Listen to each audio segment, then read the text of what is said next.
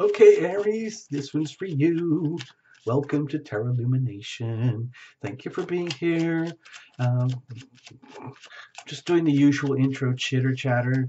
Watch for your sun, moon, and rising. You know the drill. If you want to, do the cross watching thing for your special other one, okay? And then weave it all into your own story, reinterpret to suit yourselves, okay?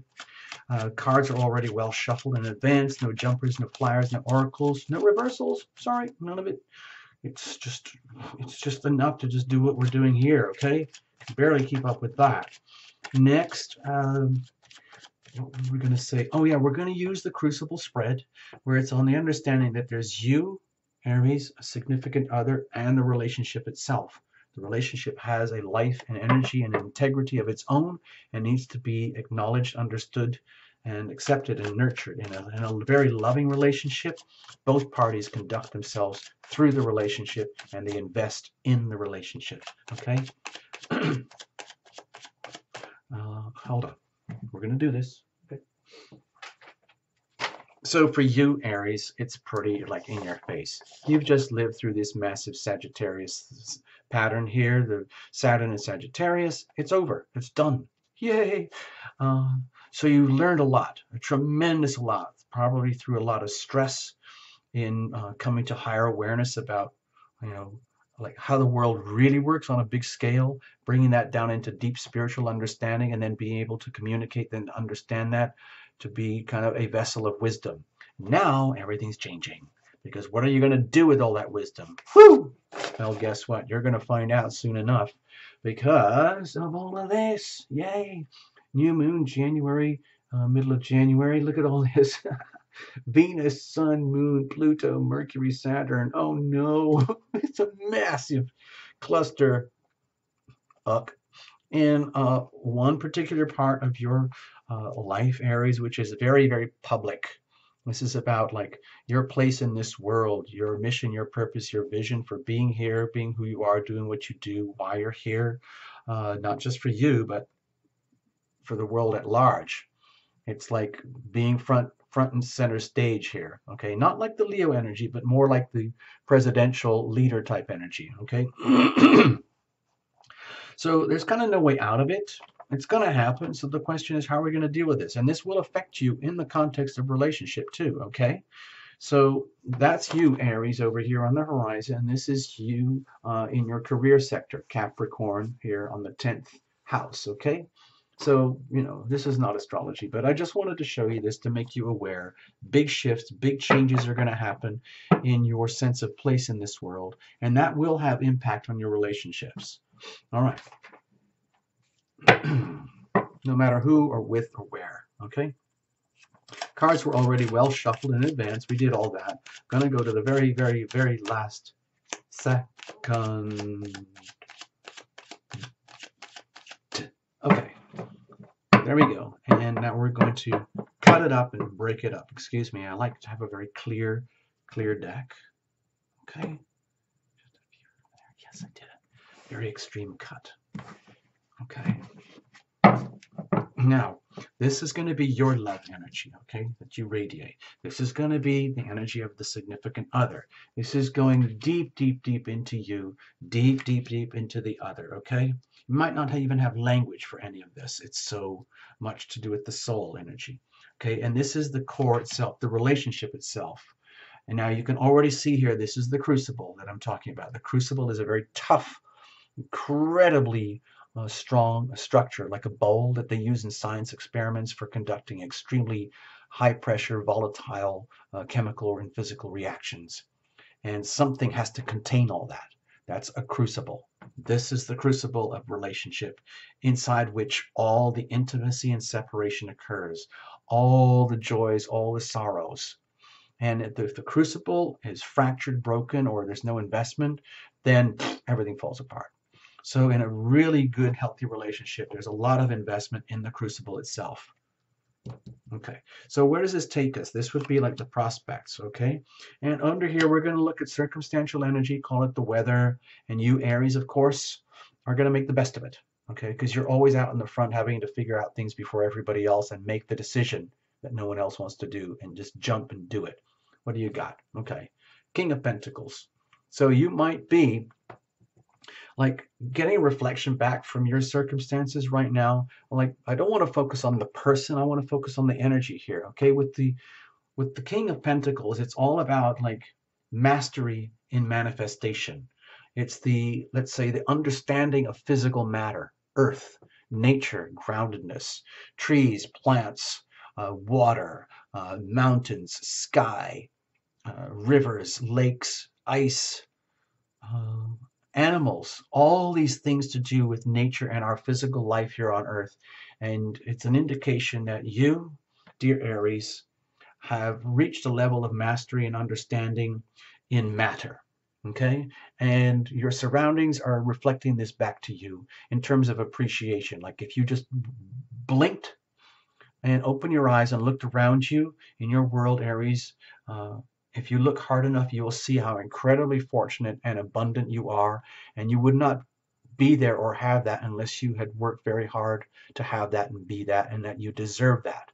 And it is reciprocal because this energy is deeply appreciated by others. Not everybody can do this, Aries, okay? So if you can do this and be this for yourself in your world, it's very, very beneficial for others too, okay?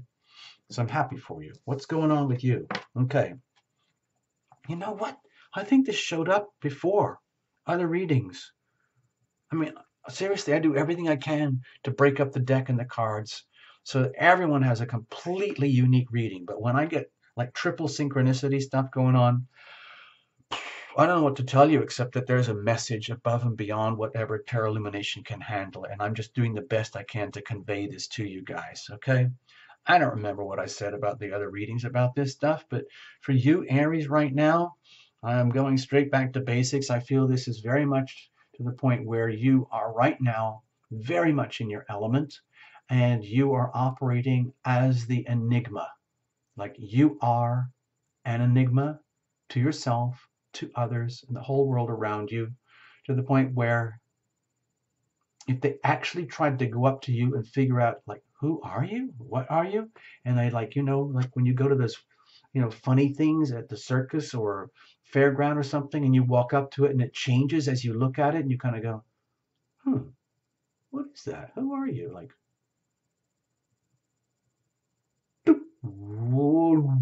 wow, and you kind of go whoa, I didn't know that, wait a minute, who are you again? Hmm. Or else like, who are you again? It's like, wait a minute, where are you? Where are you? Where did you go? What are you doing? What's going on here? And you, dear Aries, are kind of like, well, get used to it because that's all of me. I am a mystery. I am the great unknown, and that you will eventually find out yourself one day. But right now, I am the embodiment of this. So thank you for your interest. Thank you for asking. I'm quite happy to be this. So that's wonderful. It doesn't matter whether you're male or female. This is like, okay, if you are female, say goddess energy. But, you know, guys can be very, very angelic in their own ways too. They can be the embodiment of this deep, deep loving awareness of like divinity to the great beyond, where it's almost like you are the embodiment of divinity on earth. Okay. And sometimes it's very hard for people to understand to the point where they are simply unaware that you're even there. Okay. But you are very, very, very present, dear Aries. No question about it. In your own mysterious, enigmatic way. All right. What about the other?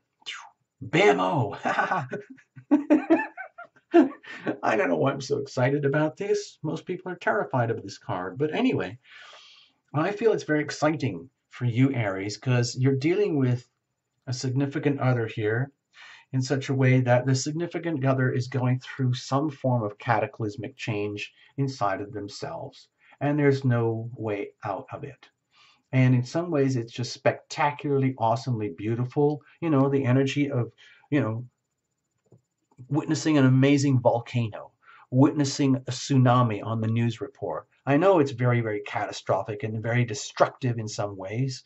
Witnessing something like a massive meteor shower, witnessing uh, fireworks, bombs going off. Sometimes things are very, very tragic. Sometimes they're very tragically beautiful. Sometimes they're very beautifully tragic. But this is, to me, is outstanding. This is kind of like the whole blowing up of anything and everything that never did work.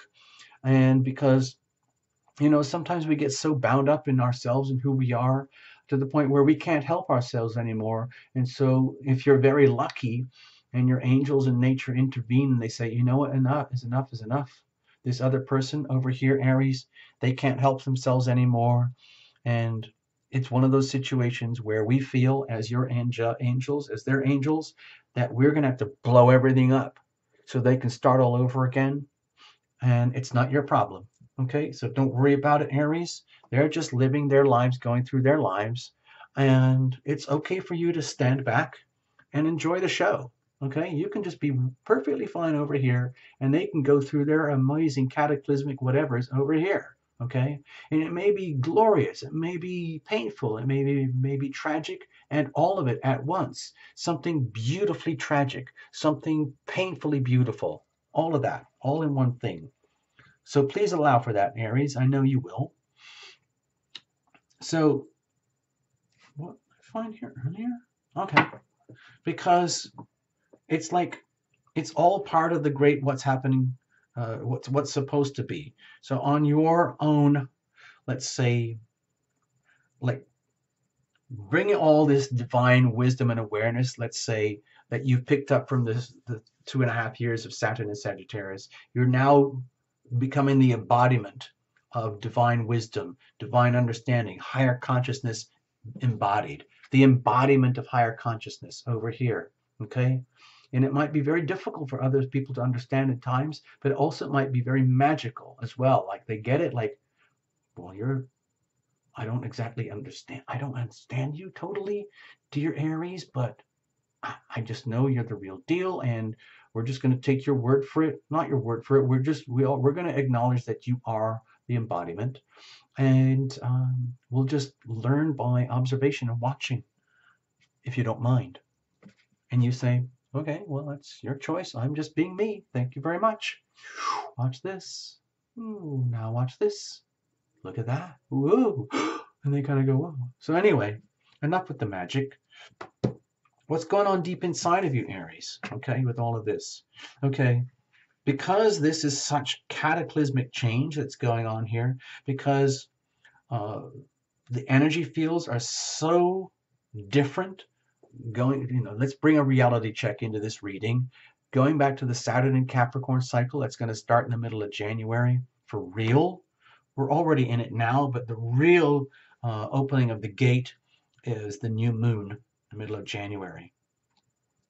So deep in your soul, deep in the heart level, because of what might be going over here with a significant other, where it might in some ways be very tragic for you, for the relationship, where it could leave you feeling as though, like, my gosh, am I getting dumped? Am I dumping them? Am I going to be impoverished in mind, body, and soul here on planet Earth, where all my substance, all the solid realities that I know are going to be shaken to pieces? I don't know, because you are a mystery to yourself. Okay? And you allow yourself to be a mystery to yourself. So if you're kind of quaking over here, dear Aries, and you're trying to understand what is actually going on in my love life, in my relationships, something very beautiful, mystical, and magical, something to do with the manifestation of reality, bringing heaven down to earth, like incarnate, so to speak. And then over here, the significant other, they might be going through these tumultuous upheavals and changes, which might, if you're observing them, like if you feel like you, Aries, are losing someone because they are literally falling apart in their own way, shape, or form, whether it doesn't matter whose fault it is or whatever. It's the massive, like the energy of earthquake that's hitting them. Like if they're getting hit by an earthquake or they're imploding for whatever reason, it kind of doesn't matter. This is the same energy. It puts you, like the fear of God up inside of you, like, oh my God, I might be losing them. Am I losing them, or is this just a massive, like internal experience as part of the chapter?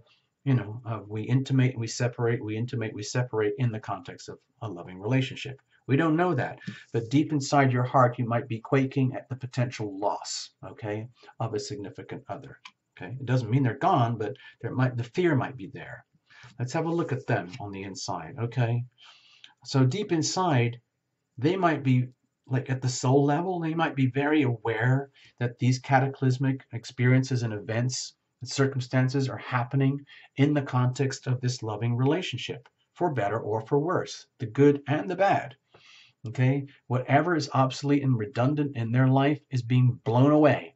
There's no option here. So whatever's left is the beginning and the starts of whole new beginnings, whole new lives, whole new worlds unfolding in front of them. And that, in their own way, is probably just as daunting and scary for them as what you feel might be lying ahead of you, because you don't really know what the outcome is. What you like and what you cherish and what you have enjoyed and what is around you right now is the sense of stability and comfort and knowing that, you already know what stability, you already know the definition of stability and anchorage, so to speak, and the energy of physical matter incarnate and what really works and what doesn't. And because this energy here is so big, it's literally like, in a relationship dynamic, this is like earthquake energy, okay? It could scare you, trembling like, well, is the stability threatened here? We don't know. But they would see this as like, okay, like at the deep soul level, they see this as like almost like a divine opportunity to look forward to a new future, plan a new future, even if they don't know what the outcome might be. But it's like a tremendous like cracking open of what needs to be cracked open for themselves, so that they can go on this journey with you. Okay, it's still with you, even though this is cataclysmic. It's still a relationship. Okay, so it could open like, a massive cracking open here, which like reveals a whole new life and a whole new world ahead for this person, whatever that might be. Okay, and so deep in their soul, they are contemplating what lies ahead just as much as you are contemplating what lies ahead.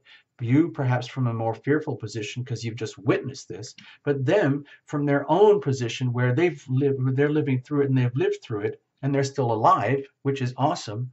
So that gives them like kudos to move forward and think, okay, wow, I endured all of this. So let's figure out what we do now. Okay. So let's have a look over here. What about the nature of the relationship dynamic itself? Okay. Well, the King of Wands here, for me, it feels like the relationship is all about coming into maturity, coming into alignment through very like cataclysmic events where almost like both parties have no sense of control about the hows and the whys of this is happening in a traditional relationship dynamic. And so they're having to live through it as though something bigger and more profound is happening. That the only way they can, let's say, allow for it or comprehend this is to just say, oh, well, it's fate. I don't like doing that in readings, but sometimes when I see these major arcana, especially in both parties, one with the other, I do see the energy of like what you would call fated circumstances sometimes.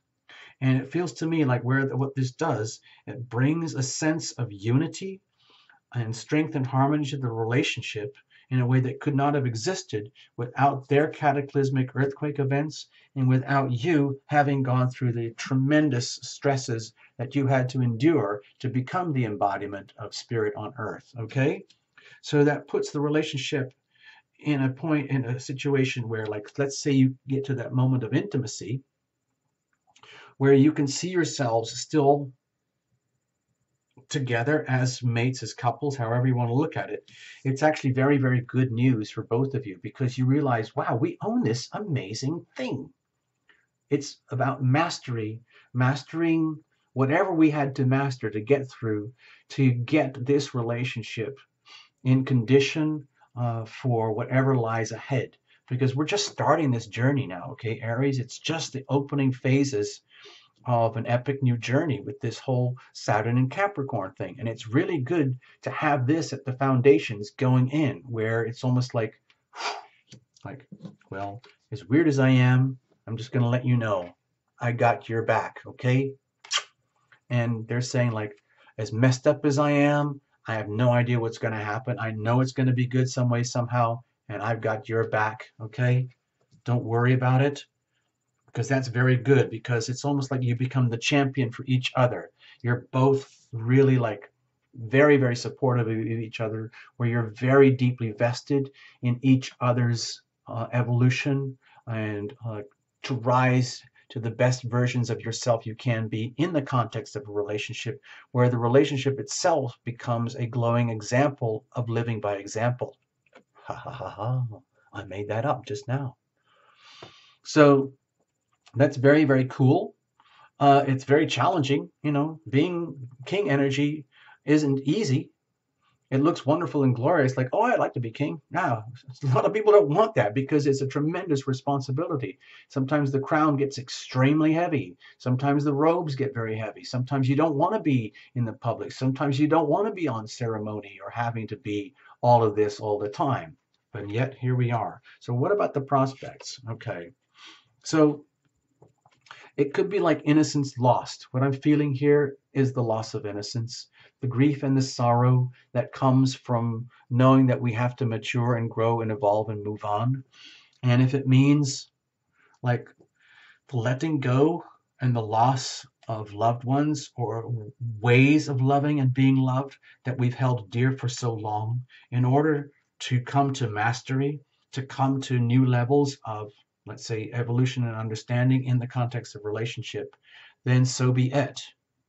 You know, like how people grow in relationships, like it's just like growing pains. Sometimes growing pains are incredibly, almost crippling.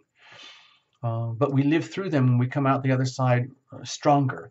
That's what I'm feeling is going on here with the Five of Cups. It's the like when you coming to this level of mastery and awakening in the relationship dynamic, no matter the challenges here, no matter the fears over here, no matter the enigmatic energy here that hardly even understands itself, but is still very beautiful, despite them not really knowing what's going to happen or how to do it, it still works somehow in a way that is good for you and them and the relationship.